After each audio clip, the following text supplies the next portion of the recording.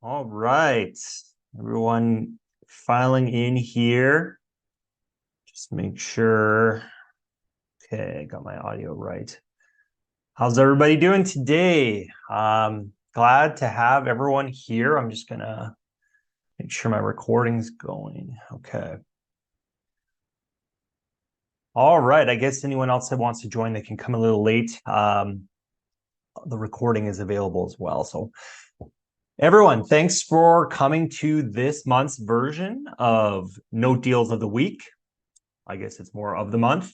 I'm Cal Ewing. For those of you that don't know me, I'm a real estate and note investor located and based in Calgary, Canada.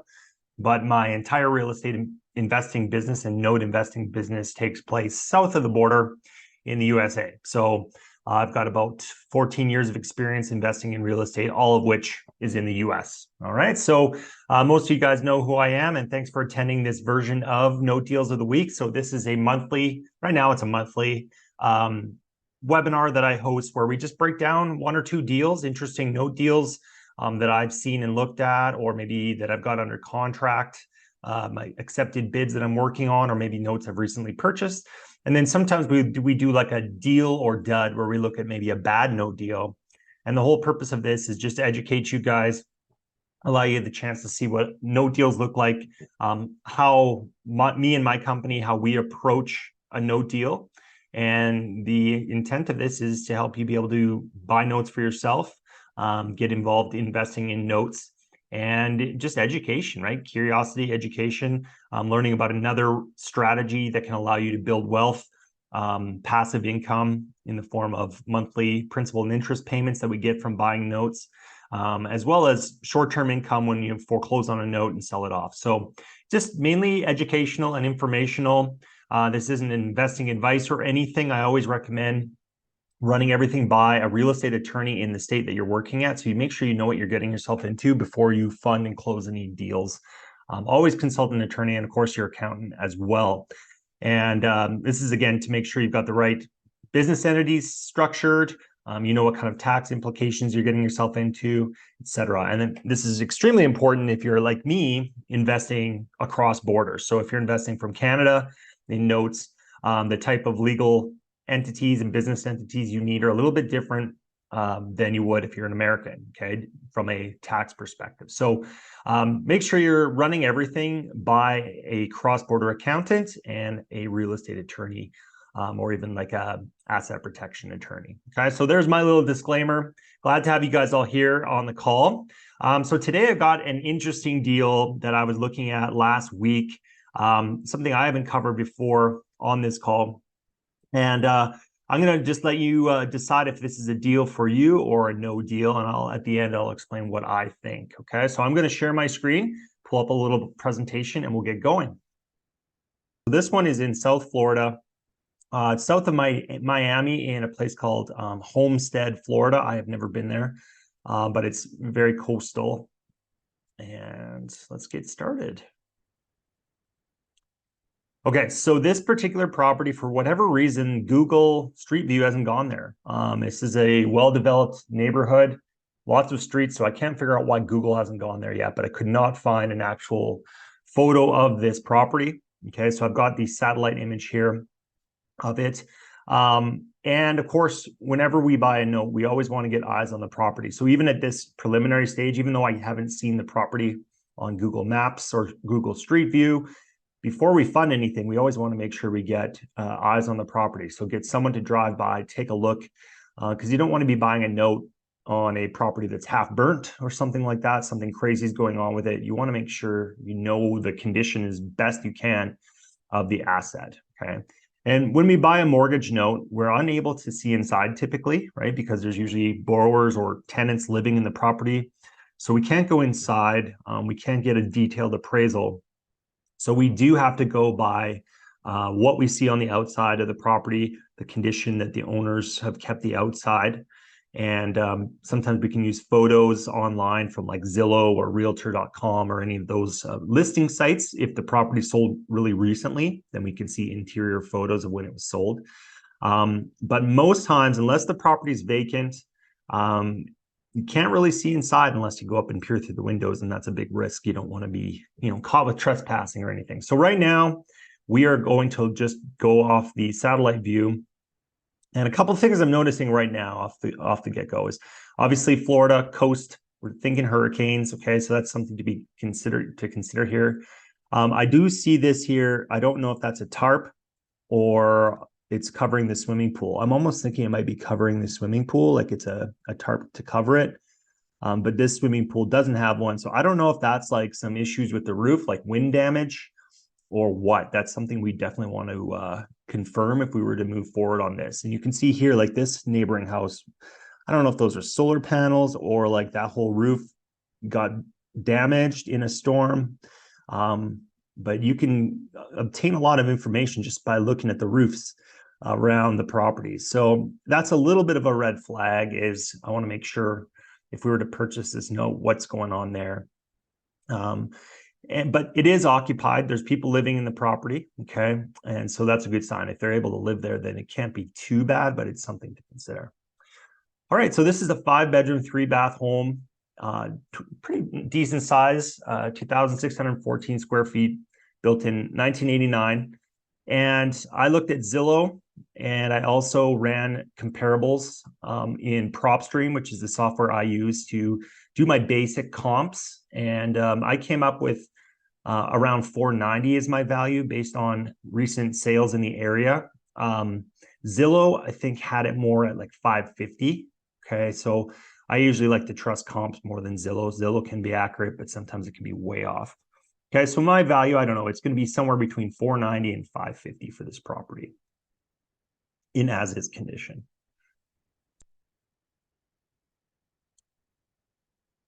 Okay, so this was a mortgage that was recently modified. So I guess the borrower had some troubles and they went to their lender, or the lender went to them and said, hey, let's modify this so you can keep your house, avoid a foreclosure. So they agreed to a modification. And really, that's the only information I really care about at this point is what has this mortgage been modified to? Okay, so as of the modification in February 2018, the unpaid balance was decided to be $241,500. Okay. They adjusted the interest rate to 6.7%. And so that resulted in a principal and interest payment of $1,526. Okay. And this is a 30-year term. So they reset the mortgage clock. So starting February 2018, a new 30-year term. Even though I can't remember the date that they originally got this mortgage, but it doesn't really matter because the new term was 30 years. Okay. So essentially, this borrower would pay off their mortgage. If they were making consistent payments, they'd have it paid off by 2048. Okay. So that's what we're dealing with. That's the terms of the note that we'd be considering purchasing.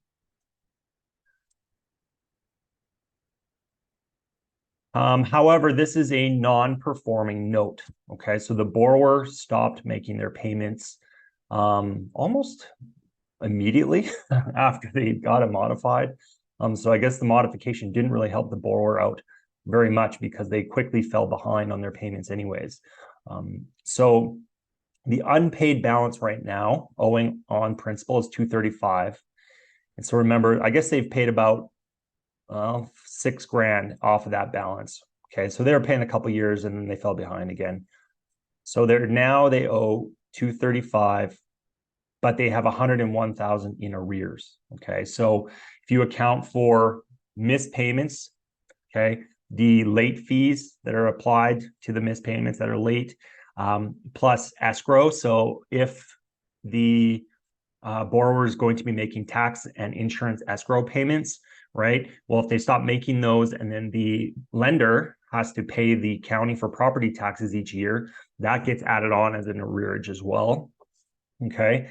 And I know that this current lender had what's called forced place insurance on the property. Okay. So that means that they basically put their own insurance on to protect themselves. The lender did. Okay. Because no one was making the payments on the insurance policy. Okay. So when you factor in all the costs and fees and everything, the borrower actually owes a total of $336,000 on this note or on this mortgage. Okay. But if you take the late fees and everything away, their current balance would be $235. All right. So I was in talks with this note seller, the lender that owns this note. And right now we had an agreement, or he indicated that they would accept $225. Talks with them, maybe even down to $211 to buy a note. Okay. So essentially, if we were to buy this, let's just use $225. If we were to buy this note at $225, the borrower would now owe us as the lender, me or you, whoever's buying it, would owe you $336,000. That would be the amount to pay you off on your $225,000 investment. Okay. So you can see that there's a nice spread. If that borrower were to somehow decide to just sell the house and pay you out completely, you would be owed $336. But if you bought it for $225, there's a nice spread there, right? So that's a good thing off the start. However, I found out after doing some digging that this borrower is in bankruptcy. So they filed for bankruptcy and they are in Chapter 13 bankruptcy, which means that they have a payment plan as part of the bankruptcy proceedings, where all of the debts that they owe, they have a payment plan to get it all paid back. Okay. So what that means is the judge and the borrower's bankruptcy attorney, everyone's trying to agree on a payment plan that the lender would accept for all their debts, not just this, but credit card debts, auto debts, things like that. All of the creditors that have been unpaid that are taking part in the bankruptcy, they have come up with a payment plan for the borrower to pay off all of these debts. Okay. So this house and this mortgage is included in that Chapter 13 bankruptcy. All right. And so I was looking through the bankruptcy documents. Okay. So you can look up any bankruptcy proceeding and you can view all the documents online. It's really easy. It's free. You go to pacer.org, I believe it is, or if you just Google bankruptcy and Pacer, Pacer, it'll take you to the site, and then you can enter in a case number or the defendant's names, and you can find their bankruptcy court documents. Okay. So what I found out is their most recent, as of like 2 weeks ago, they updated the payment plan. And it looks like they are going to be paying off the arrears in one payment, and then the mortgage itself, the principal balance, in another one. So that borrower who's going through bankruptcy is going to have to make 2 payments per month. Okay. So I'm going to just spell out, if we were to buy this note, what the bankruptcy court has decided that the borrower is going to be paying. Okay. And we'll see if it's favorable to us or not as the note buyer. Okay. So first of all, the arrears payment. So remember I said the arrears are going to be made in one payment, and then the standard mortgage payment is going to be made as well. So the bankruptcy court has decided that the borrower is going to be paying $15,500 in month one. And this bankruptcy has not been fully approved yet. So we're thinking a month or two from now is when it would start. So $15,500 would be the amount owing to me or you, whoever buys this note, in month one. Okay, so that's a nice chunk of cash. Then from months 2 to 60, because this is a 5-year bankruptcy plan. Okay, so they have a plan for the next 5 years to get the borrower back on track. Okay, so from month 2 to 60, they are going to pay $1,448. Okay, to get this arrearage caught up. All right, so if you were to multiply that by 59 plus the 15,500, you're going to get this number. Okay. So that's the plan for the borrower to get caught up on all the arrears that are owing on this specific mortgage that we're looking to buy. Okay. So that's great. So that's what would be coming in for the arrears. Now, this is for the actual principal balance that is owing on their mortgage as well. Okay. So remember I said that they actually, not counting the arrears, they owe the principal balance remaining right now is $235,000. Okay. So month 1 to 3, it was deemed that they would pay $1,046 for the first 3 months. Okay. Now this was a little confusing. I would need to clarify why there's an overlap, because it also said that months 2 to 60, they're paying $1,526, which is the standard mortgage payment at this set interest rate. Remember I told you the modification So there it is. So when they modified their loan, this was the standard payment that was agreed to on the modification. So basically what the judge is saying, or the court is saying, that they basically be going back to this payment amount, making their standard regular payment from month 2 onward, okay? But the overlap is a little bit confusing to me because it looks like months 2 and 3, they're actually making almost a double payment. So I don't know if that was an error, but I'm going to use that the way they have it spelled out in the bankruptcy payment plan. Okay, so what does this mean? What does this look like for us as the note buyer if we were to take ownership of this note? So monthly total. So this is factoring in the arrears payment plan and the regular mortgage payment plan. In month 1, if we bought this note, we would get $16,546. Okay. Month 2 and 3, $4,000 each month, $4,020. And then month 4 to 60, so the remaining of that 5-year period while they're in bankruptcy, $2,974 a month. Okay. So that's some nice cash flow, right? We invest, what was it, $225 to buy the note. And this is what your first 60 months of payments is going to look like. So that's pretty good. And I'm really interested in this deal. I'll show you the negatives for me that just don't really fit my business model in a second, but they may fit one of your business models because it seems like it's a decent deal.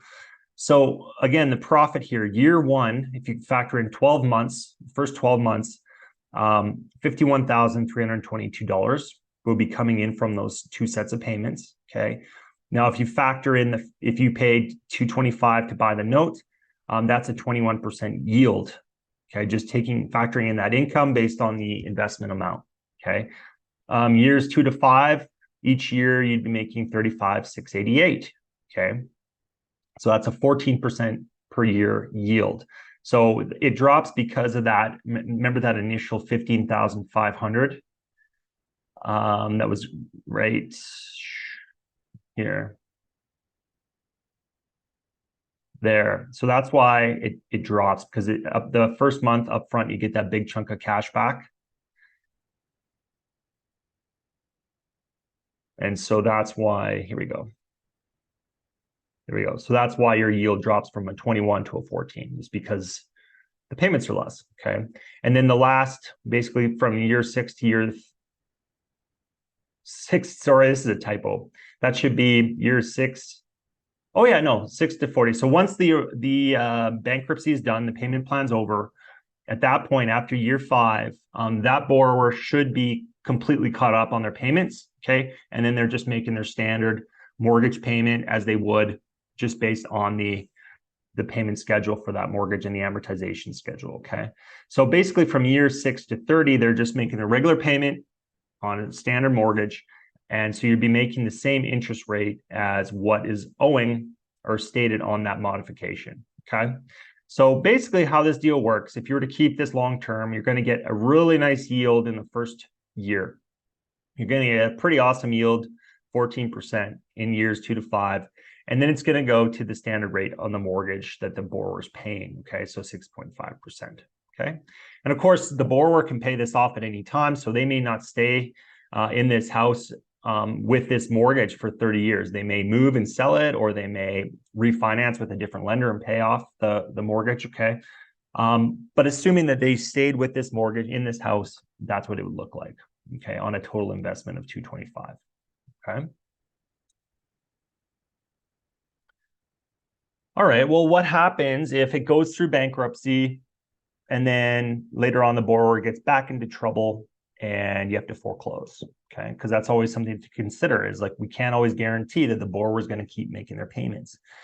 Well, if the borrower were to stop paying, remember the property value right now currently is $490 to $550, okay? The purchase price on this note is $225. So the investment to value, the amount of money you're putting into the deal versus the value of the property, I'm just going to use $500K as the value. That's a 45% investment to value. So that is awesome. You've got a whole ton of equity or cushion behind your investment, so that if you ever had to foreclose, there's $275,000 at least of equity behind you. So that means that if you were to foreclose, hire an attorney and go through the foreclosure process and sell it off, it is definitely going to sell at the foreclosure auction. A property worth 500 and your starting bid is whatever is owed, but you're definitely going to be able to recover your 225, no problem. Okay. And even if you had to take the property back in a deed in lieu, or no one, for whatever reason, bids on the property, you could easily hire a realtor and sell it off even at a discount to recover your investment and make some profit there. So that's the great thing, is there's a lot of equity. So if you did have to foreclose, you're going to get your money back, plus probably a decent amount of profit, and you'll have no issues there. Okay, so just going to explain now my thoughts. We'll keep that on here. Stop share. So that deal, here's the reason it doesn't really fit my business model. For something like this right now, I am in the stage where I've got most of my funds already deployed in other notes. Okay, so I personally, right now, in my current situation, don't have the 225 to purchase this note. Okay, so how my business would work if I were to take on this deal, I would be finding a funding partner that would, we'd have a loan agreement with them, a purchase agreement, where they would come on and provide the 225, and then we'd pay them a set interest rate. So maybe 8-10%, something like that, in order to buy that note. Now, the problem with this is after the 5 years of bankruptcy, that borrower is going to get caught up on their payments. Okay. And so I calculated that after 5 years, the balance owing on that note, if that borrower makes all those payments through bankruptcy, they'd owe $199,000. Okay. So the reason I'm not going to do this deal is I wouldn't be able to pay off my investor after that 5-year period, because that borrower is going to be already paying down to $199,000. So I wouldn't be able to get my investor paid out, because there's no way to sell that note at a discount and capitalize on all of those 5 years of profits and then be able to sell that note and pay off my investor. Okay, so that deal does not work for me and my current business model. However, if someone were to buy that note, say in their IRA, and you're okay with 6.5 or 6.75% after the first 5 years, so you're going to get 21% return into your IRA in the first year, 14% return in your IRA in the second year, and then after that, it would be 6.75 for the remaining life of that loan. Someone like that's putting in their own cash and buying that note, and they're okay with making 6.75 after year 5, that could be a nice little or decent sized deal for growing your IRA. Okay, so I don't think that this is a dud deal. It's a dud deal for me in my current business model, but for the right investor, that is a nice little bankruptcy deal. It's got a payment plan already set in place, lots of equity protecting your investment, and upfront returns are greatest and best upfront for first couple of years. So if that borrower were to sell that property in the first couple of years, you're going to get a nice return for the first few years. And then if they sold it off, that's awesome. If they don't, your return is going to drop down to 6.5 or whatever it was, which is good. And if you're happy with that, then boom, you've got a nice note there in your portfolio. Okay. My only concerns with this location and the property is the hurricane risk. Okay, I wouldn't not do the deal, but I would want to make sure that I factored in insurance. So I want to make sure that I can get an insurance policy as a lender, and that's going to be able to cover this property for wind and flood damage. Okay, and I would also want to factor in those numbers if I had to take that property back, after foreclosure. I want to make sure that I can afford those the insurance payments, because it's going to be a bit steep. Okay, so you just want to make sure in those kind of stormy areas where there's a higher risk of damage, that you have the right insurance policy on that property, protecting your borrower and you as the lender. Okay, and so that's something you'd want to really get sorted out before you bought that note, just to make sure you're covered, because you don't want to be stuck and in the next hurricane season, that house gets destroyed and you don't have a policy to protect you and your investment. Okay. So that's the only thing I would look at on that one as far as the location. All right. So I hope that was interesting and educational for you. And if you have any questions about any of that, about how those bankruptcies work, any of the numbers and how I got to those numbers and those conclusions that I've reached, let me know. Put a question in the comments below. You can also send me an email. I'm just going to share my screen here. You can reach out to me at calewing.com is my website. You can schedule a call with me at www.talkwithcalewing. If you want to talk note deals and how you can get involved in investing in mortgage notes, or even coming on as a funding partner where you basically provide us a loan to do a deal like this at an 8 to 10% interest rate, reach out to me on that. And you can email me at cal@calewing.com if you've got any questions about anything in this presentation or any of the other past episodes of Note Deals of the Week. Let me know. And of course, please subscribe to my channel on YouTube because I post videos about mortgage notes and real estate investing every single week. So if you found value in this call and want to get more note investing and real estate investing content, I have lots of videos up on my YouTube. All right, everybody, thanks for your time and for attending this webinar, and we'll see you again next week. If you had to leave and miss any of this, it will be posted on YouTube, and you will also be emailed a replay link in the next day or so. So if you want to watch it again, you can find it in your email or you'll find it on my YouTube channel soon. Have a good rest of your day, and we'll talk to you on the next video, and I look forward to connecting with you. Take care, everybody.